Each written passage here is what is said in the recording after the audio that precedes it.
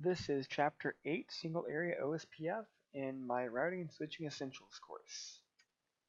Okay, so today we're focusing specifically on OSPF. We're going to talk about the characteristics. We're going to talk about configuring Single Area OSPF version 2, that's for IPv4, and we're going to talk about configuring Single Area OSPF version 3, that is going to be for our IPv6. Now keep in mind, OSPF is a link state protocol. It's going to have to know about the full map of the network. I want to make sure that you guys remembered that from previous lectures. Alright, our objectives are to explain the processes by the way that link state routers learn about other networks, the types of packets used, how Cisco iOS routers achieve convergence using OSPF, how to configure OSPF router ID, priorities, how to configure basic single area OSPF, look at costs, path determinations, verifications, all that good stuff. Alright, so evolution of OSPF. It is an interior gateway protocol. It is a link state protocol.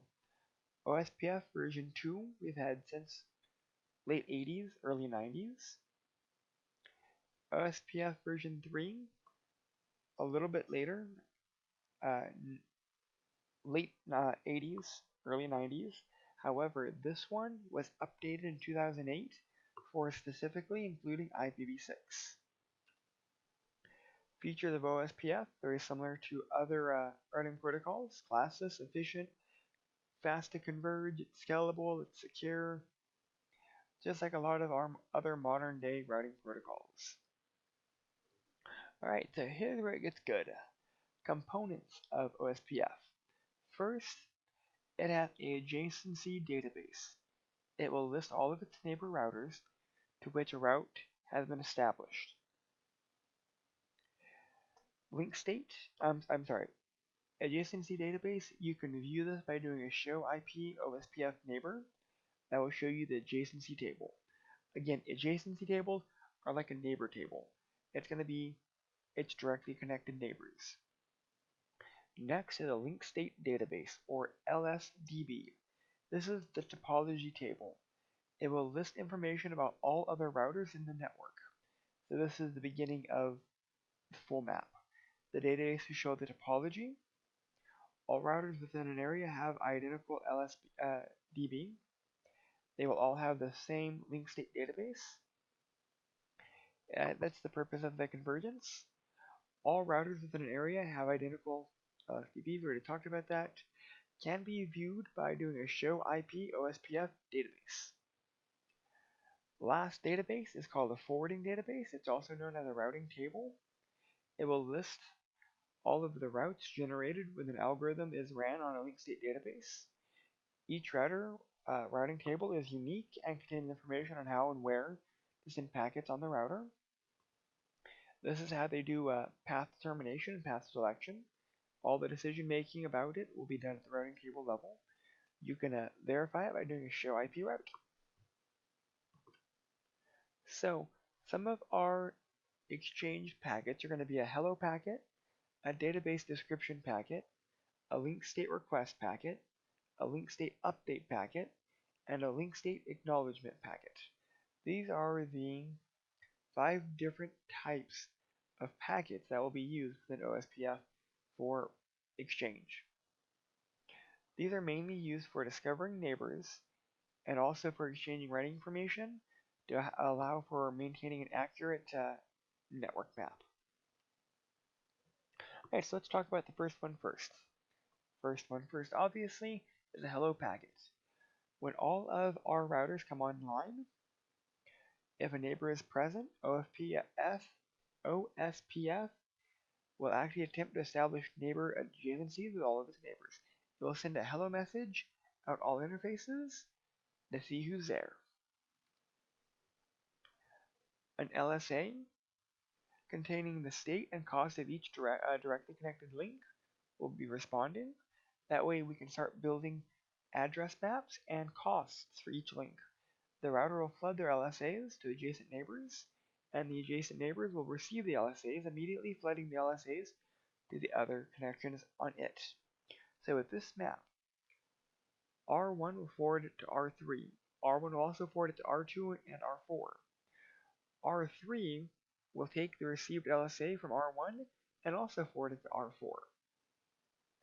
All routers should be receiving all of the LSAs from all of its neighbors so that a complete map can be found.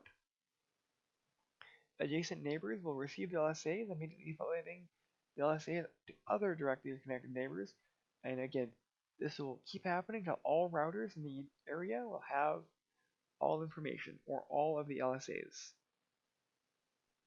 So building the topology table will be based on the LSAs. This database will eventually hold all information about the topology and will execute the OSPF algorithm. So let's talk about router 1. Router 1's LSDB, its table, will actually look at all of the adjacency tables and all of the LSAs, and it will slowly start populating. It will talk about the shortest paths, it will talk about the cost to get to those paths. That way for each network, it has the direction and the cost to get there. Remember, the costs are cumulative, total. Alright, so far we've talked about single area OSPF, and the point of this chapter is also single area OSPF. Well, you don't have to have single area OSPF. You can actually do multi-area. While single area is the focus of this chapter, I just wanted you to be aware that multi-area OSPF does exist. All areas connect back to area 0. Area 0 is called the backbone area. And single area OSPF is very useful in small networks with few routers. With multi-area OSPF, everything connects back to that area 0. Interconnecting routers are called area border routers, or ABRs, and they will be the routers in between areas. And this is mainly helpful with large networks. So an important concept here is link change impacts are only specific to the local area. So if an issue in area 51 occurs, it only stays in area 51. It doesn't leave area 51. Okay, so let's go and look at the encapsulated OSPF messages. So the OSPF IPv4 header fields. So the data link frame Ethernet, it should show a multicast address, and then obviously the source will be an individual address, a unicast address. So IP destination is going to be a multicast specified address, 224.0.0.5 or 224.0.0.6. Those are special multicast addresses. The protocol fill will be 89 for OSPF. And then here are the different types of packet types. If it is 0x01, 002, 0x03, 0x04, 0x05. That way you can know if it's a hello, a database, a request, an update, or an acknowledgement. So that does bring us to the next point. Let's talk about packet descriptions. So there are 5 types of packet descriptions: a hello, a database, a link state request, an update, and acknowledgement, or LSA, or an LSAC, acknowledgement. The types are important because you have to kind of be able to see the type that's there and kind of what they do. On the exam, you may be asked, well, you receive a header or a frame that is for type 3 OSPF. What does that mean? Well, type 3 is a link state request. It is requesting specific link state records from a router to a router. So you have to know what the different types mean. So again, type 1, hello, type 2, database description, type 3, link state request, type 4, link state update, type 5, link state acknowledgement. So again, type 1 packet equals a hello packet. It will actually do a discovery for its neighbors and establish neighbor adjacencies. The advertised parameter to which the two routers must agree so that they can become routers. They will start doing this election process for a designated router and a backup router. We're going to talk about this here in a little bit, so I'm not going to do too much about designated and backup designated routers. So the hello frame itself is going to look like this. It'll be a hello packet with a hello OSPF packet header. And it will give you the version. What we specifically care about is the type, the router ID, the area ID, the router priority, and all of this good stuff here, the designated router, backup, and lists of neighbor.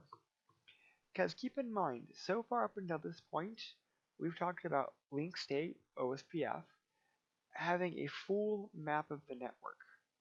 Well, who's in charge of making sure that everyone has current information? That's actually the job of the designated router. And we have a backup designated router just in case the first one goes down. So that's the point of our designated router and backup designated router. I'm going to hold off on this more because I have specific slides discussing it. So the OSPF hello packets are transmitted, again, to 224.0.0.5 or 224.0.0.6. By default, every 10 seconds. And this is the default for multi-access and point-to-point networks. However, every 30 seconds for a non-broadcast multi-access network. So different types of networks make it different types of hello packet transmissions. So the dead interval is the period that the router waits to receive a hello packet before declaring the neighbor down or dead.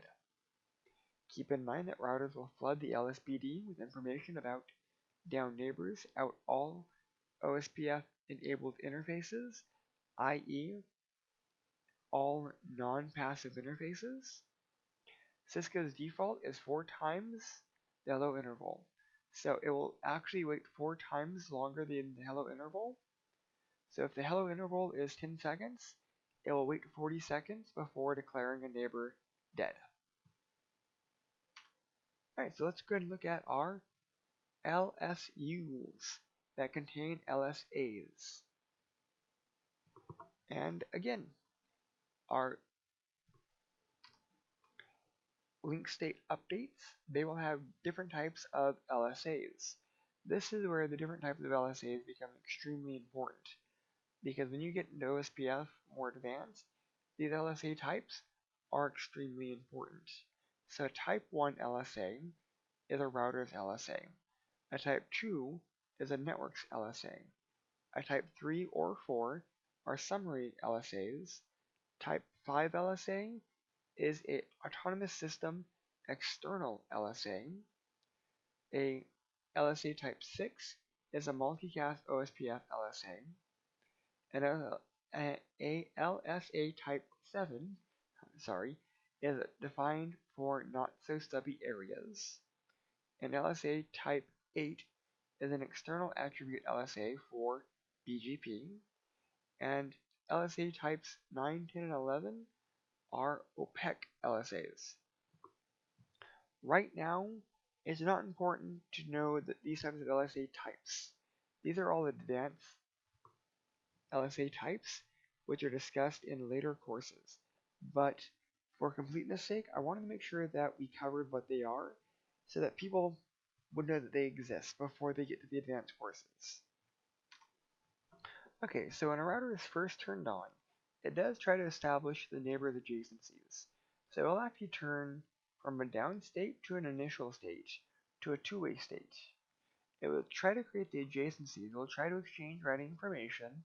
It will try to calculate the best routes. It will try to reach convergence. OSPF progress through the several states may not always be straightforward. So we've already talked about the established neighbor adjacencies, the down state, the int state, the two-way state. For the synchronization of the OSPF database, we go to an exstart state, an exchange state, a loading state, then to a full state. So how do we establish our neighbor adjacencies? So when we first come on, all of our interfaces are at a down state. Those down states will transition to a initial state, and it will actually send out a hello message using a multicast address, and it will provide its router ID. And this will be true at all interfaces that are non-passive. And if the neighbor responds, the response is part of the int state. Then we transition to a two-way state, and we start sharing basic information, like our neighbor lists, our interfaces. When we start going to elect our DR and our backup designated router, we're looking at 4 specific items first. It's going to choose the highest priority. So, first one for this selection is first priority. Then it's going to choose the highest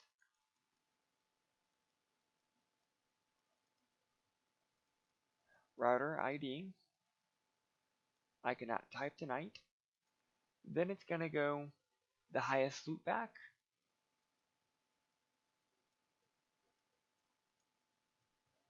And then lastly, it'll choose the highest configured physical interface.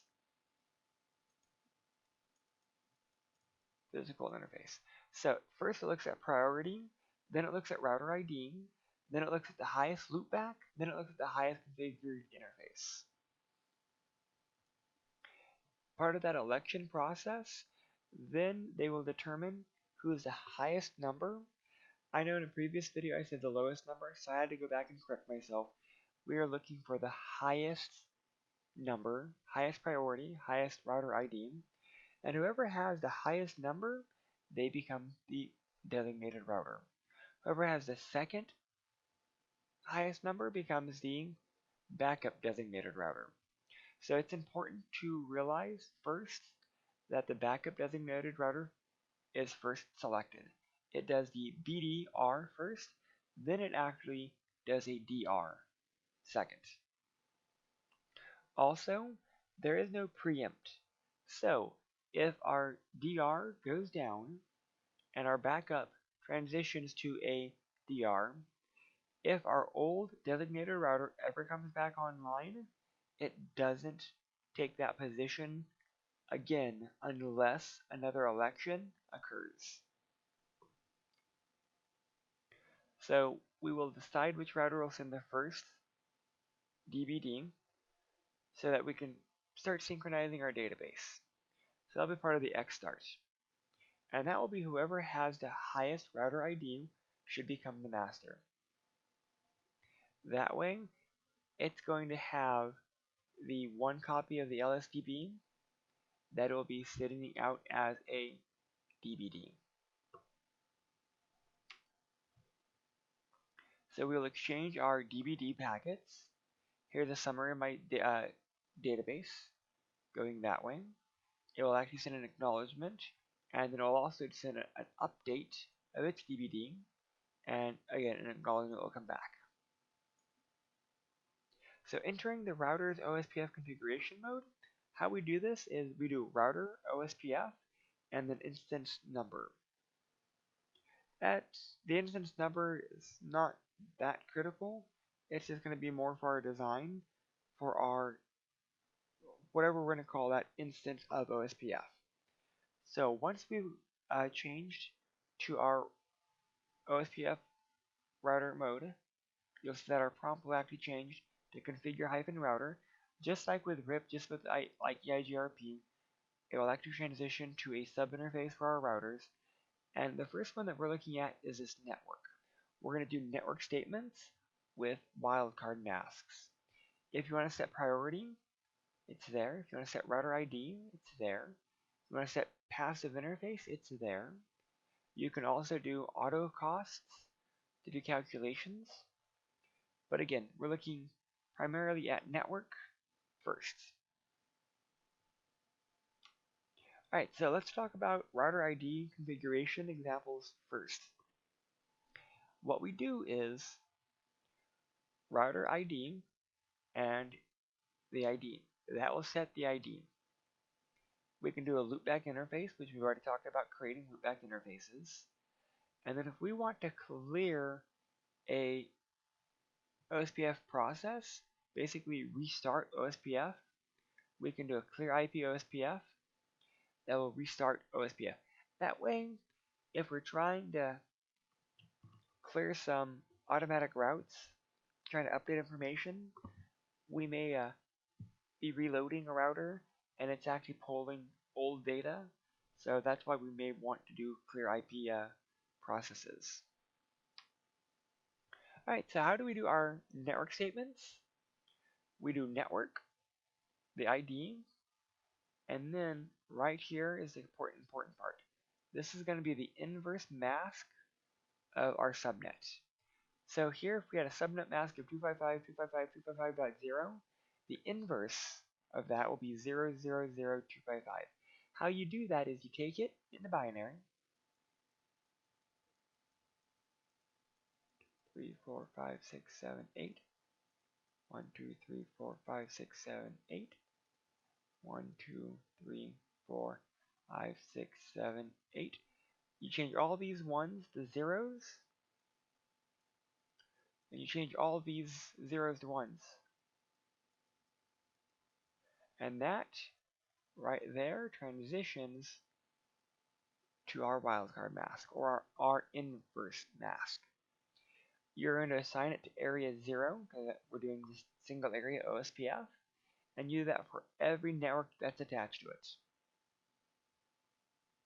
If you want to assign a specific interface to an OSPF area, you just use straight zeros, and that means none of those will be able to be manipulated.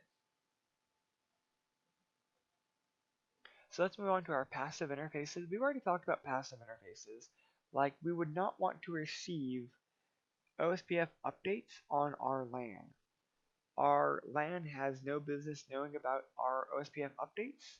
It's also insufficient use for bandwidth, it's inefficient for resources, and it's a security concern because you can actually start poisoning the OSPF table by doing so.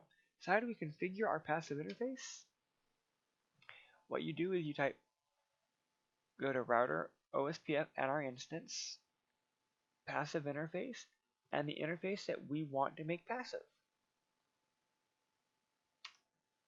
So let's talk about our metric costs. Our cost is our reference bandwidth divided by interface bandwidth. The default reference bandwidth is 10 to the power of 8, and this will be in bits per second. So that's why we were able to get a 10 gigabits interface, 10 gigabits per second, and we're going to divide that against our reference bandwidth.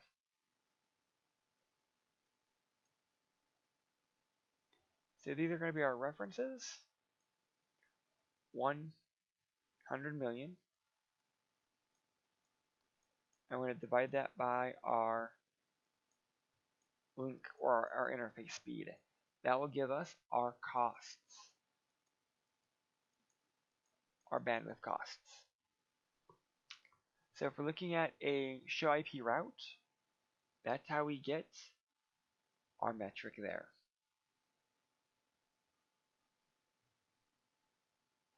And again, this is accumulative.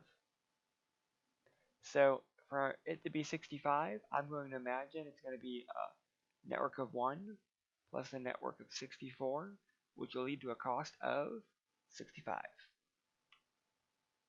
So can we adjust the reference bandwidth? Sure. We can actually auto cost reference bandwidth, so we can adjust it. And we can use the command auto cost reference bandwidth, and we can give it a specific adjustment. That way our metrics can be slightly changed. The default interface bandwidth on a Cisco router is going to be 1.544 megabits per second, or the bandwidth of a T1. If we want to change it, we can actually navigate to that interface. We can type in bandwidth and a number, and that will adjust the appropriate bandwidth for that interface. If we want to manually set OSPF costs, we can do a get rid of the bandwidth. You'd set up IP OSPF cost, and you'd assign it the cost. This will be in bits per second. Alright, so let's get into some of our show commands. How do we verify our neighbors? Again, show IP OSPF neighbor. That will let us see our neighbors, the state that they're in, the dead timer, their address, and the interface. How do we verify the OSPF protocol settings? We can do a show IP protocols, and that way we can see the protocol for OSPF, the number that we're on, and all of our path information. If we want to see process information, we can do a show IP OSPF, and again we can see more detailed information.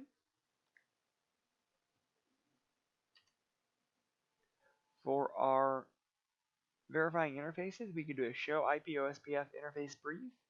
That way we could see our associated costs, our states, our neighbors, the area, and the interface.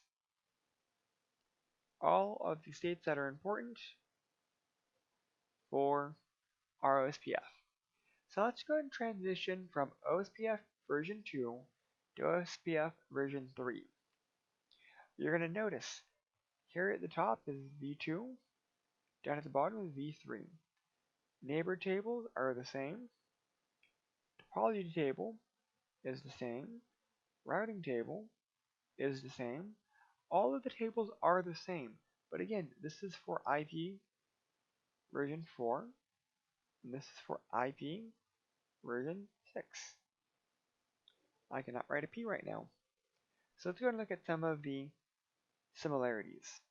They're both linked state. They both use the SPF routing algorithm. They both use the cost as a metric. They both have same two-level hierarchy for areas, same packet type, same network discovery, same function for the election process, same router ID. Router ID is again a 32-bit router ID. So even if we're using IPv6, we are still using a 32-bit router ID. So some of the differences is IPv4 versus IPv6. The destination, again, is a unicast address or a multicast. 0.5 is going to be for all OSPF routers. 0.6 will be for the designated router and the backup designated router. So that's always a good test question, is right here. Which multicast address will be used? For advertising, we're going to do a network statement. For advertising IPv6, we're going to use an IPv version 6 OSPF process ID and area ID. I'm going to show you how to configure this in a little bit. For routing, IPv4 by default is turned on. IPv6 you have to enable with an IPv6 unicast routing command. Lastly, authentication. OSPF version 2 supports plain text and MD5, where OSPF version 3 supports just IPv6 authentication. So link local addresses. Those are going to be addresses that are just on a link, or you can think of that as a automatic IP address or IPA. They are only going to exist on one link. So if we have this one address here, let's say we have FE80::1, this address only exists on this interface. That's it. Like, think private addresses. Here you want to know that FF02::5 is the address at all OSPF routers for addresses. So that's going to be our multicast type address for IPv6 instead of 24005. And again, FF02::6, that's how our designated routers and backup designated routers are going to work instead of our multicast address of 24.0.0.6. So let's go ahead and look at basic configuration of global unicast addresses on a router. First thing is, again, turn on IPv6 unicast routing. We're going to set our global unicast addresses to our interfaces. It's also a good idea to do a description and make sure to turn on your interfaces. So again, these are global unicast addresses. That means they're going to be routable across the board. So we've already enabled our unicast routing, step 1. We've configured global addresses, not link local addresses. So we need to start talking about how to set up link local addresses. But before I get too far, don't forget 32-bit router ID. And we can also configure reference bandwidth adjacencies. And then we're going to actually do our IPv6 routing.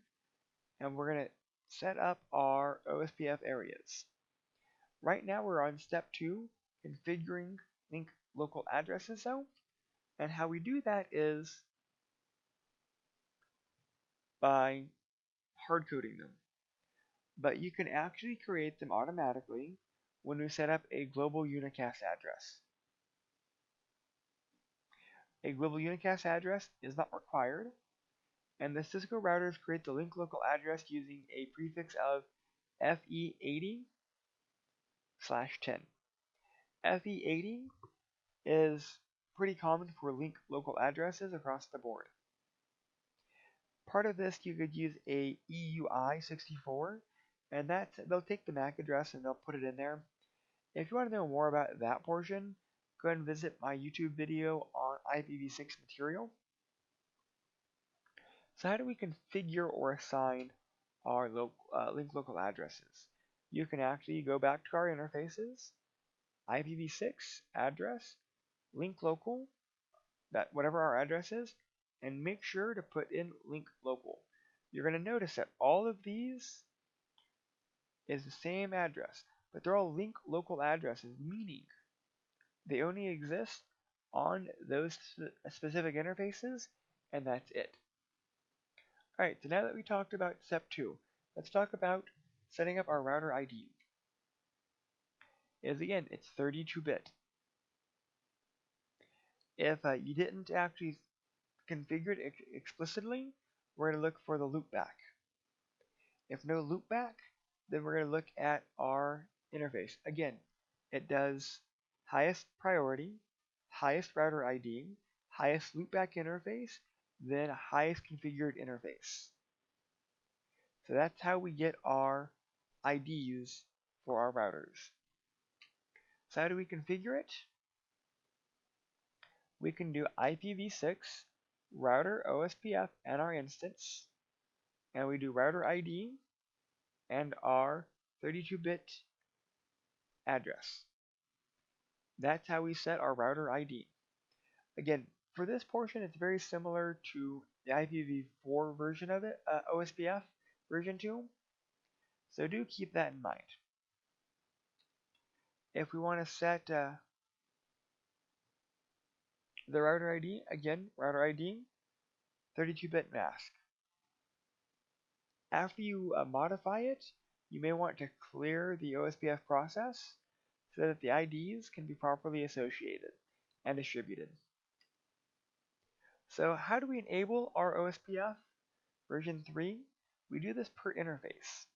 So again, we've already configured our interfaces with local our link local addresses, and global unicast addresses. Now we're going to associate them with our OSPF areas and router IDs. Not router IDs, just our IDs. So we're going to do IPv6 OSPF, the process ID, and the associated area. And we have to do this per interface. IPv6 OSPF process ID and the associated area. Process ID, also known as a PID. So how do we verify our neighbors? Pretty similar to OSPF version 2 or our IPv4 type commands. Show IPv6 OSPF neighbors. That way we can see the IPv6 portion of this. Because again, even if we're using the same neighbor IDs, these are going to be with IPv6 material. And if we're setting up OSPF version 3 and it's only going to be functioning with IPv6, we may have to look for just specifically our IPv6 settings. So do keep that in mind. If you want to do protocols, you can do a show IPv6 protocols. If we're looking at interfaces, it'll be a show IPv version 6 OSPF interface brief. If we're looking for our routing table, we could do a show IPv6 route OSPF. That will show us our routing table, specifically our OSPF. Here's where our different types of LSAs start coming into play. But again, this is all advanced stuff, which we'll talk about later. And that's actually all for Chapter 8. I wanted to thank you guys, and you guys have a great day.